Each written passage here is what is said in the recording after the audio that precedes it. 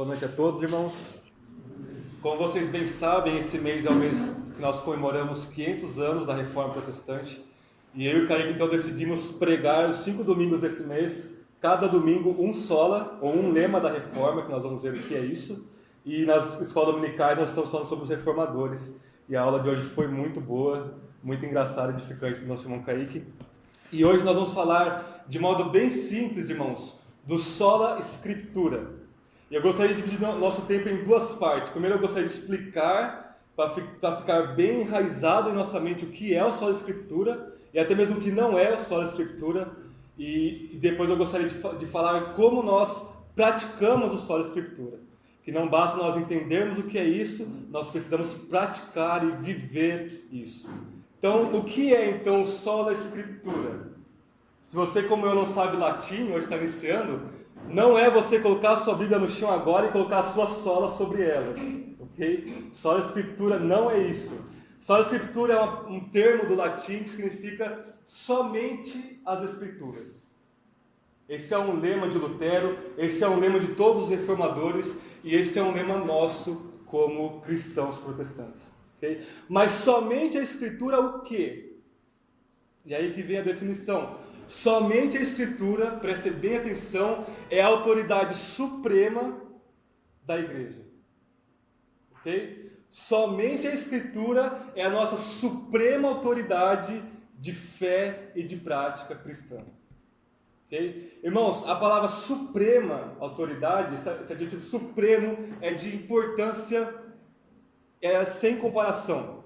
Porque nós não dizemos, isso pode ser um pouco chocante para nós, e foi para mim, que a Escritura é a nossa única autoridade.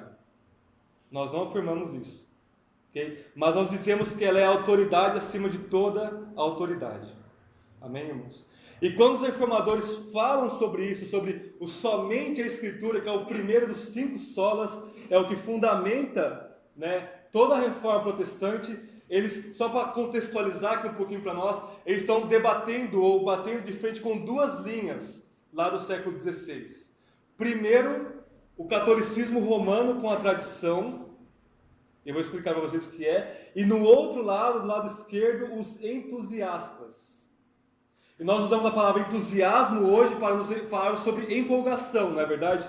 Mas antigamente o entusiasmo era alguém, um indivíduo, ser diretamente influenciado ou inspirado por Deus para falar como um profeta. Nos tempos pós-bíblicos, no caso. E aquilo causava um caos. Nós temos, por exemplo, perto de Lutero, nós temos Jerônimo de Savonarola, por exemplo, e muitos outros que diziam ter recebido uma palavra audível de Deus, uma revelação visual até mesmo, quem sabe. Então eles estavam falando e aquilo devia ser autoridade sobre os cristãos, sobre o cristianismo da época. Então, irmãos, o sola escritura, ele vem para derrubar e destruir esses 2 erros da igreja. Como o Kaique leu hoje, que Lutero falava que ele não fez nada, mas a palavra fez tudo e ela destruiu aos poucos o papado. Ao Lutero apenas abrir as escrituras e falar e explicar na língua vernácula daquela época.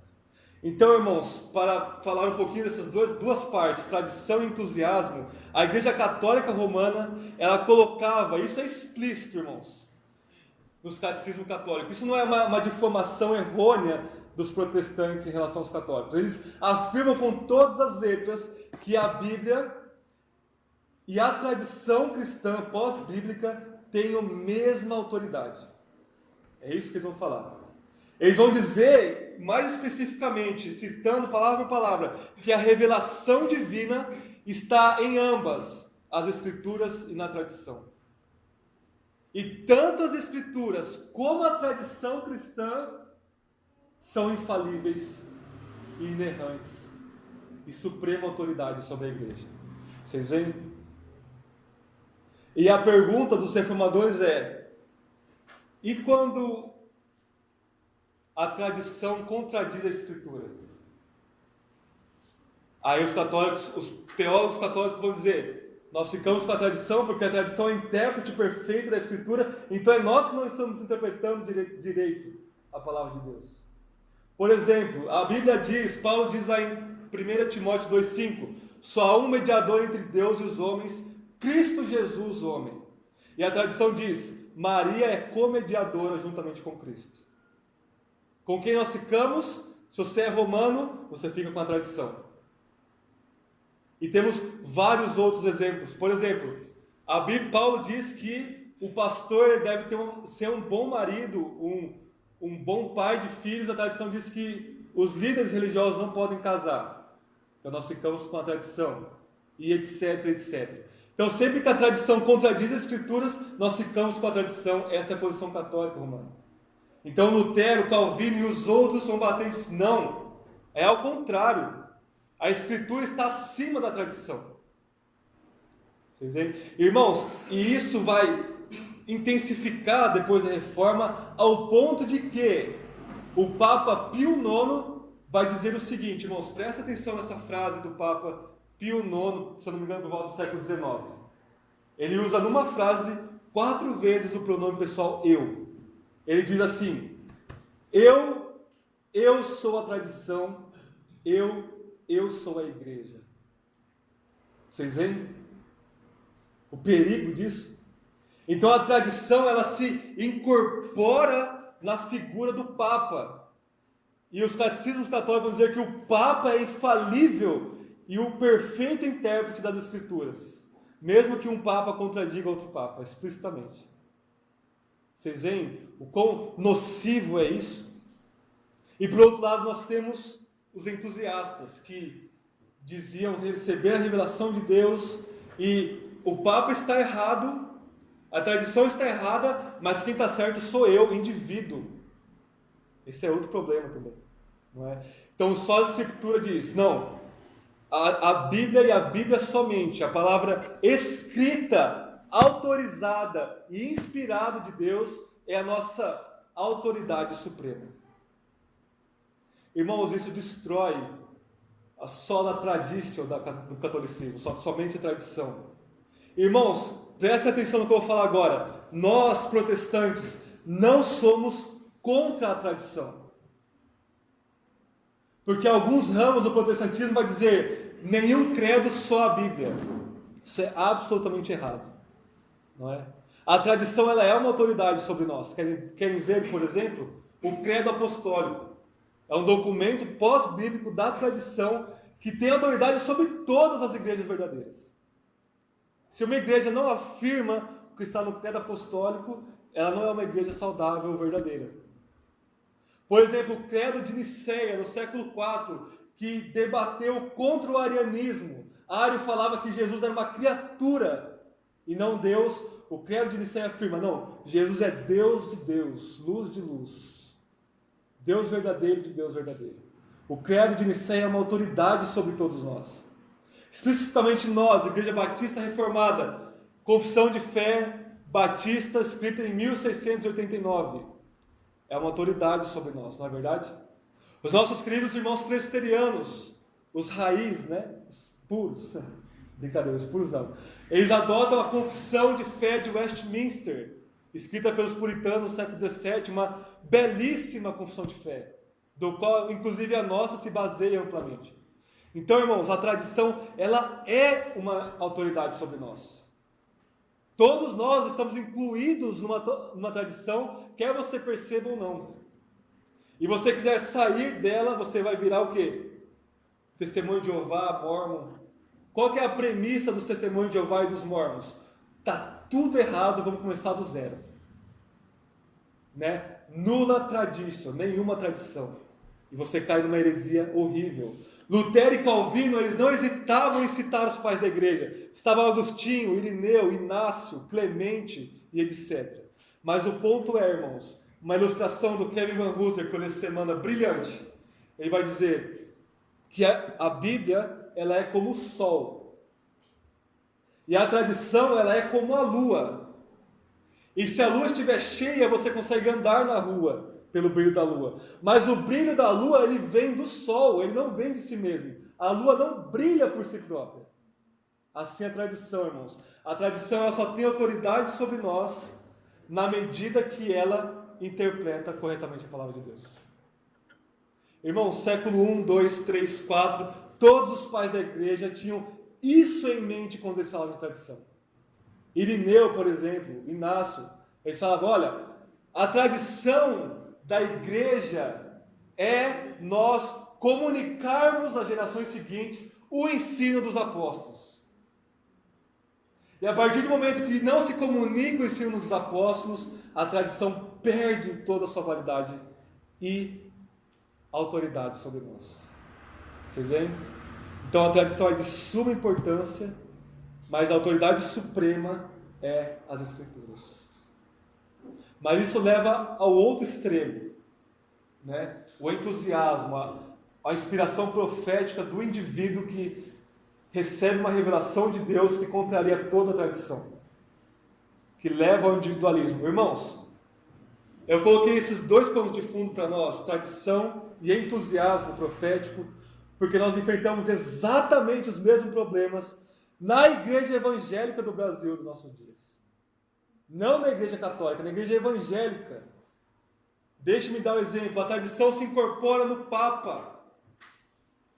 Agora, a verdadeira interpretação das Escrituras se incorpora no chamado apóstolo moderno. No chamado pastor, bispo, que mais? Arcanjo, né? Pai do Brasil, como que tem mais? Pai posso. Patriarca, obrigado, você está tentando procurar. Querubim. Irmãos, isso é a mesma coisa que o papado. O sujeito, ele se levanta para pregar um evangelho falso, e ele percebe que a partir do momento que qualquer indivíduo na igreja dele abrir a Bíblia para ler, vai começar a confrontar ele. Então o que ele fala? O que ele faz? Não, eu preciso ser autoridade absoluta e inquestionável. E isso é praticado cegamente no meio evangélico. Se você vê alguém de outra denominação praticando algo contra a Escritura e você vai questioná-la em amor, ele se levanta com violência e diz, não, o meu líder que disse isso para mim fazer. Não importa em absoluto o que a palavra de Deus diz, porque eu nem leio isso daqui, que eu nem entendo. O que importa é o que meu líder, que tem o Espírito de Deus abundantemente, infalivelmente, interpreta, e o que ele diz é a palavra final. De novo, nós temos a tradição encarnada no líder contra as Escrituras. E de novo, se pelo menos os líderes estivessem interpretando corretamente a palavra de Deus, mas não. Sempre que isso ocorre, há erros de interpretação da palavra de Deus. Então, convém-nos retornar ao solo da Escritura mais do que nunca, desde 500 anos atrás. E por outro lado, irmãos, o entusiasmo lá em que os reformadores combateram, ele se ganha uma força tremenda no meio evangélico. Com os dons de profecia, os dons espirituais abundantes. Então, o que aquele irmão diz, que Deus está dizendo para ele sobre mim, tem autoridade suprema sobre a minha vida, independentemente do que a palavra de Deus diz ou não. Até tem uma citação fora de contexto de algum versículo, mas o que importa é o que ele diz. Está gravando isso daqui, mas enfim, preciso falar, né? Irmãos, eu estava numa reunião de jovens essa semana, e de várias denominações, e de repente um líder que encarna essas duas, a tradição e o entusiasmo em si mesmo, em vez de abrir a palavra de Deus e expor para aqueles jovens, para edificá-los, ele disse o seguinte: irmãos, Deus está me falando aqui que alguém está com dor de cabeça. Amém? Aí um jovem lá, tadinho, né, levantou a mão e falou: sabia, irmãos, que Deus estava falando comigo. Ele foi lá e orar por aquele rapaz lá. Aí todo mundo, nossa, hoje foi um mover violento, essa expressão que eles usam hoje. Eu fiquei com vontade de levantar e dizer: eu tenho uma aspirina aqui, infeliz, onde pirona, um Dorflex, né? Ainda mais estudando lá à noite e ninguém, é impossível estar com dor de cabeça, né? Eu tenho dor de cabeça quase diariamente, né? Então, irmãos, isso parece que a gente está vivendo o contexto da reforma de novo em nossos dias. E o só da Escritura, o somente as Escrituras, precisa, antes de mais nada, ser resgatado por nós. Irmãos, o só da Escritura, é uma doutrina, mas é também um pressuposto nosso, você pressupõe isso, está sendo violentamente atacado de todos os cantos intelectuais, inclusive de meios evangélicos. Alistair McGrath, nosso querido historiador de Oxford, da igreja, fez doutorado em História da Igreja, Teologia Histórica e doutorado em Bioquímica, eu acho. Um gênio, leia os livros de Alistair McGrath, mas ele diz em um dos seus livros que só a Escritura é o grande perigo da igreja. É uma ideia perigosa, esse é o termo que ele usa, que eu estava tentando lembrar aqui, a ideia perigosa do protestantismo. Né? E ele diz que, assim como as células, aquelas células que se espalham e causam divisão, isso é o câncer. Assim a gente tem que pensar na reforma protestante. Porque a reforma protestante, não podemos negar isso, causou muitas divisões. 38 mil, exatamente, irmãos, 38 mil denominações diferentes no mundo surgem da reforma protestante. Tudo porque Lutero diz que os cristãos devem, eles próprios, ler as Escrituras em sua própria língua. E o Espírito Santo capacita eles. Mas e aí? E quando a minha leitura diverge da leitura do Kaique, por exemplo, ou do irmão lá, o que a gente faz? E a resposta nossa é: vamos criar uma nova igreja. Né? Imagine, Kaique, a gente começa a debater escatologia aqui, a gente discorda, vamos criar uma nova igreja então. Igreja Batista Reformada do William, Igreja Batista Reformada do Kaique. É isso que, irmãos, é cômico, mas é exatamente isso que acontece.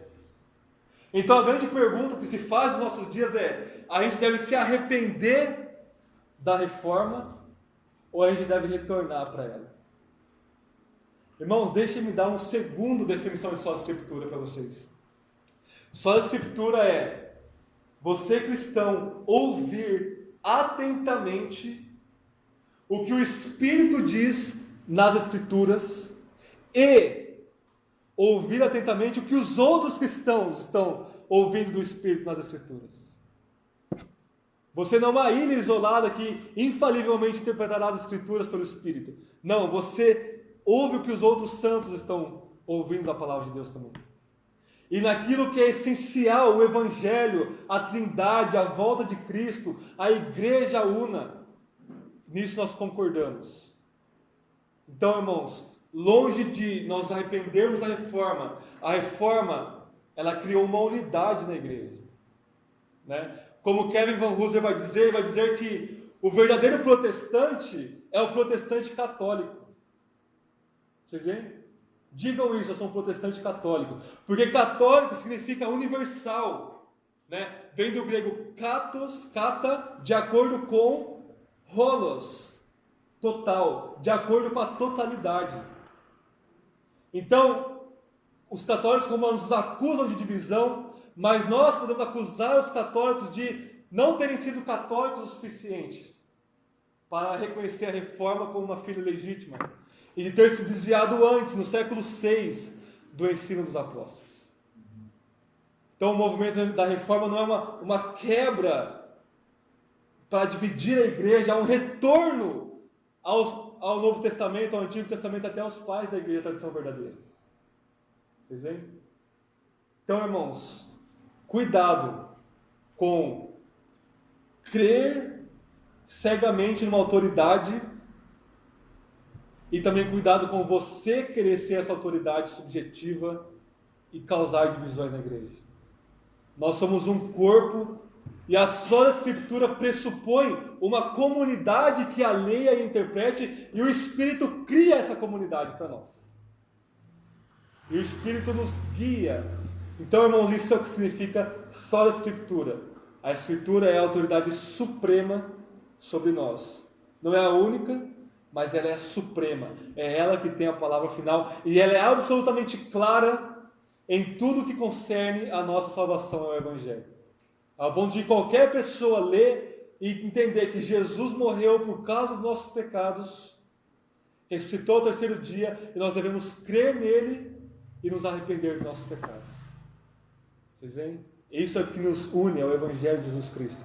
O só da Escritura não deve ser entendido fora dos outros 4 solas que nós veremos. Somente a graça, somente a fé, somente Cristo e somente a Deus a glória. Não, deve ser entendido em todo esse contexto. Amém, irmãos? Numa segunda parte, no segundo momento, como nós devemos praticar e viver o só da Escritura. E aí nós vamos para a palavra de Deus agora. Eu gostaria de ler 3 textos com vocês. Abram, por favor, o livro de Salmo. Salmo 119.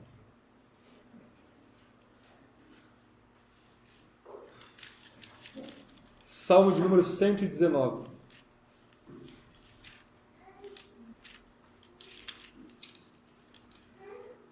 Antes de nós lermos o verso 105, eu gostaria de fazer uma ilustração para vocês. Século XIX, um filósofo cristão chamado Søren Kierkegaard, ele vai dizer que existem 3 erros de você, cristão, ler as Escrituras. Existem 3 formas erradas de você ler as Escrituras. Primeira delas se baseia em Tiago, capítulo 1, onde o apóstolo Tiago vai dizer que a palavra de Deus é como um espelho para nós. Então ele vai dizer o seguinte, imagine, eu vou contextualizar essas situações do Kierkegaard para nós. Imagine você acorda pela manhã, você vai ao seu banheiro e tem lá o seu espelho. Nem todo mundo tem espelho em casa. Você tem lá o seu espelho e em vez de você se olhar no espelho para lavar o rosto, para se arrumar, você começa a olhar a bordura do espelho, né? A borda dele, a moldura. E você começa a falar, nossa, mas que moldura linda, belíssima, o trabalho de um artista. E você começa a apreciar o material do espelho. E você vai e não se olha para o espelho. No outro dia você faz a mesma coisa e todo dia você aprecia o formato do espelho, mas não usa ele com o propósito para o qual ele foi feito, que é você se ver no espelho.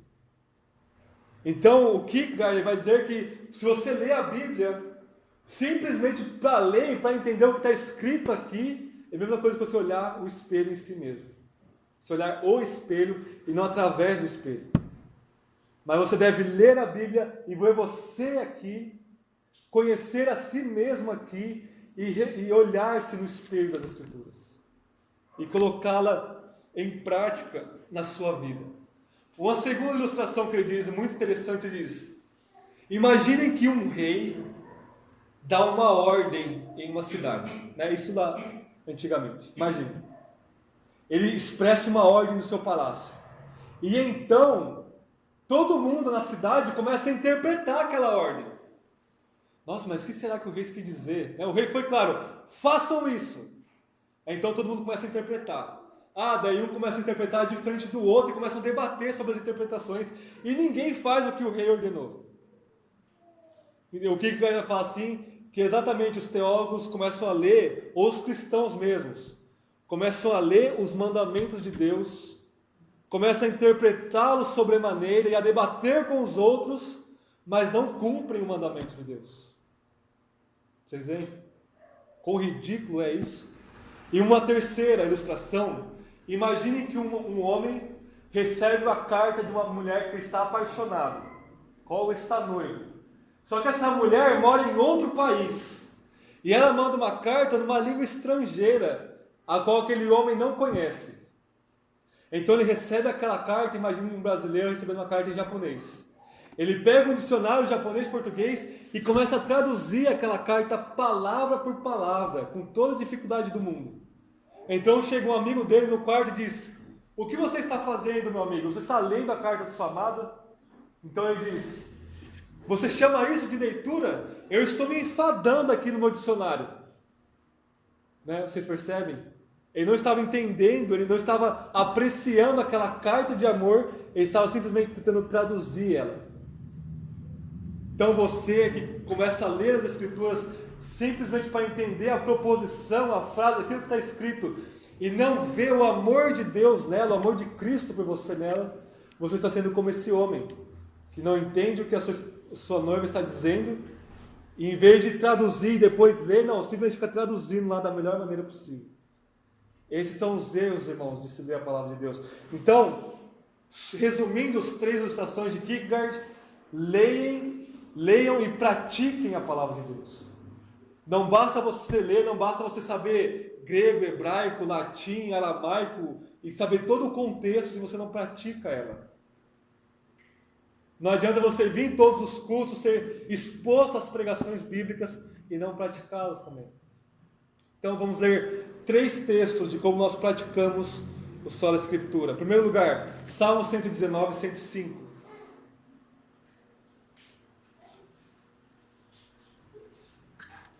Diz assim: Tua palavra é lâmpada para os meus pés e luz para o meu caminho.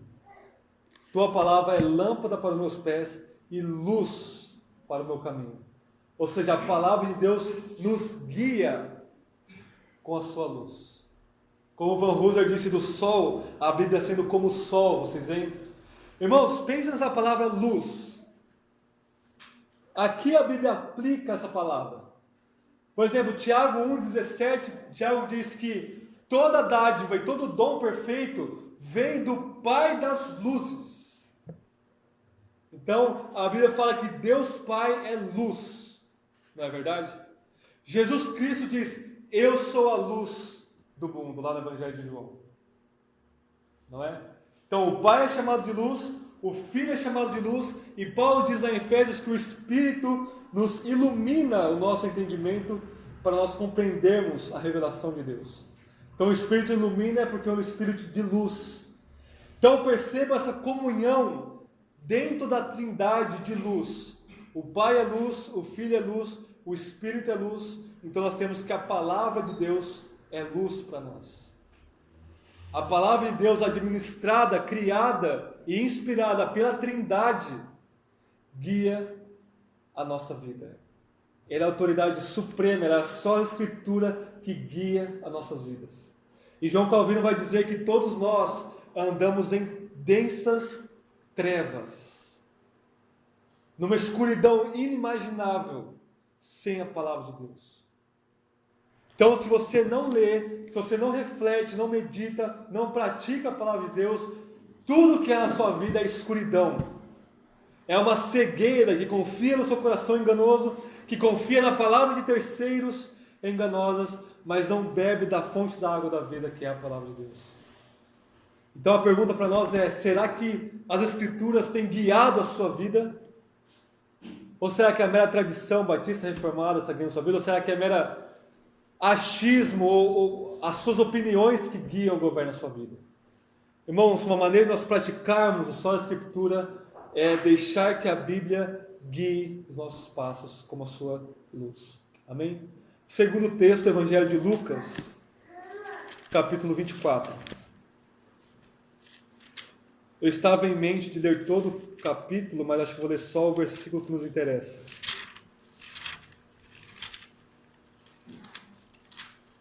Lucas capítulo 24, o último capítulo do Evangelho, verso 44 e 45.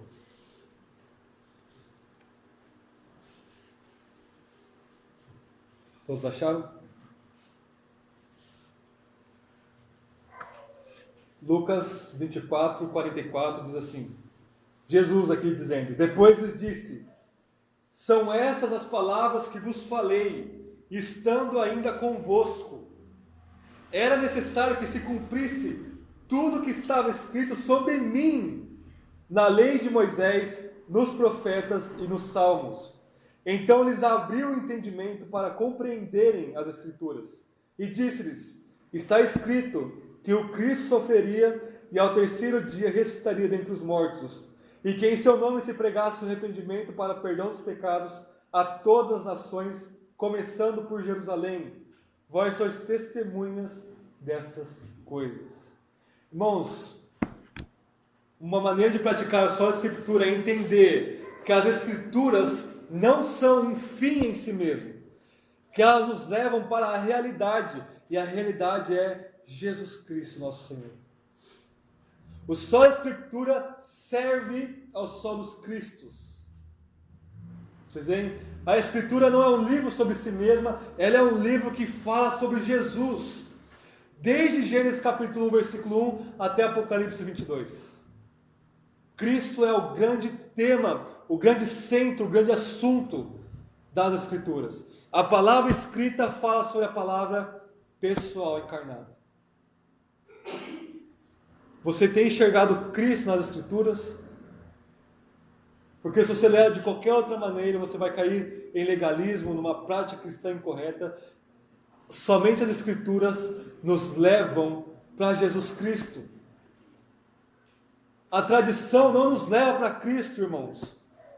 O seu eu interior jamais te levará para Cristo. Ele vai te levar o mais longe possível do Messias.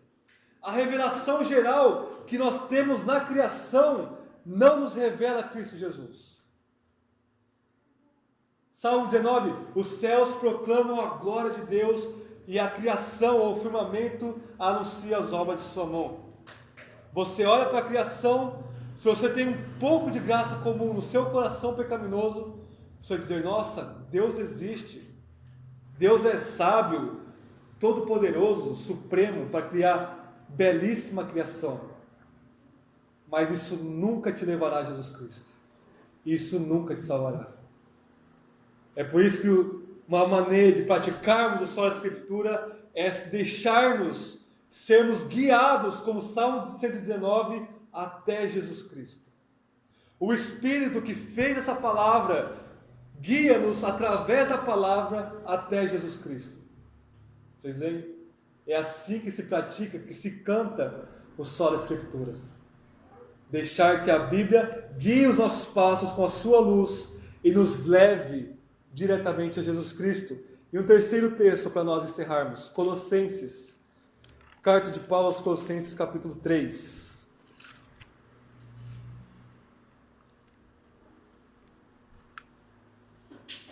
Carta do apóstolo Paulo aos Colossenses, capítulo 3.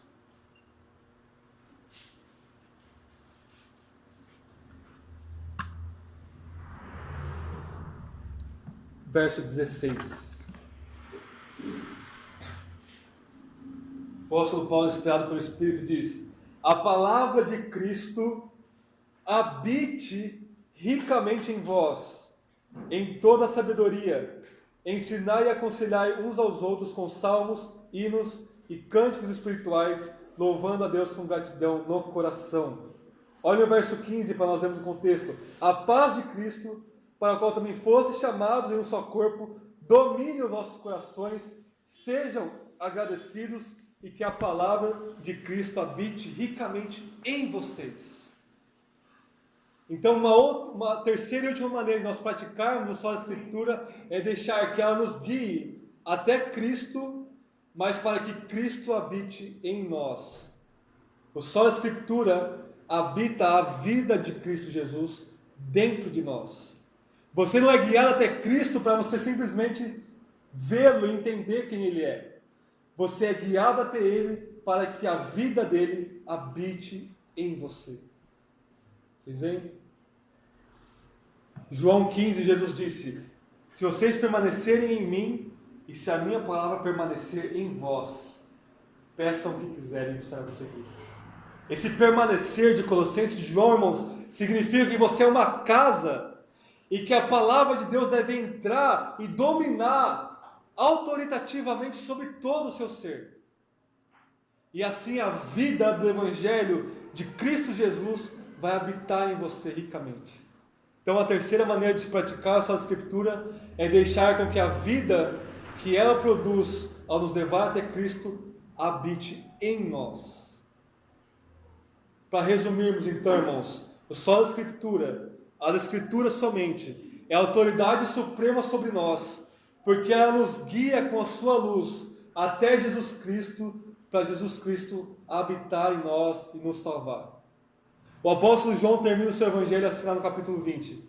Essas coisas eu escrevi, a palavra de Deus escrita, para que vocês creiam que Jesus é o Messias, o Filho de Deus, e para que, crendo, vocês tenham vida em seu nome. Isso resume tudo que a gente falou até agora. Essas coisas eu escrevi, a palavra de Deus escrita, e por ela ser escrita, ela é inerrante e ela é permanente e eterna. Eu escrevi para que vocês creiam que Jesus é o Messias, E não somente isso, mas para que crendo vocês tenham vida nele. Então, só a Escritura não é uma doutrina morta e fria, mas ela é a própria vida espiritual em nós e o fundamento de nossas vidas. Amém? Vamos orar.